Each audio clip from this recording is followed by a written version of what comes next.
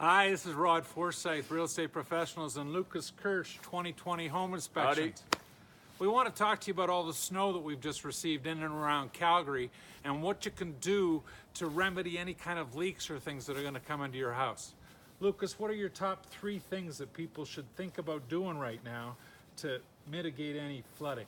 Get your shovel out and let's get all the way around the foundation of the house and get that snow cleared away so the water is going away from your foundation. Number 1. Number 2 would be if you have basement windows or window wells, make sure those are cleared of snow as well. Number 3 would be making sure you keep those downspouts down, because once it starts melting, you want that water going away from your house, not down against your foundation. That's where we start. That's where we start. Yes, sir. What about if you have a pile of snow up on your roof? What do you do? You can hire a professional to come out and clear it. It's dangerous. I don't recommend any homeowner doing it themselves, or you're going to fall on your back, and Right. you don't want to take it at the hospital. I think that backing up to what we first said, that's the best method of taking care of this mitigation, is getting the snow away from your foundation. Going up on the roof, it's a little treacherous, so trying to find a professional is going to be hard. Okay, so now let's talk about our street accesses and our grates and the streets. What do we have to do to make sure that the water gets to there once it does start to melt on the roads? Well, let's make sure we keep the snow on our property.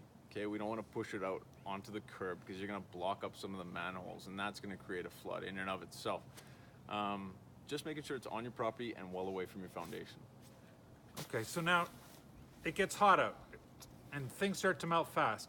Should people do a constant check of their basement and just take a look and make sure that everything's okay? They should be. And if you have any valuables in the basement, because someone sure enough is going to have a flood this winter or this spring.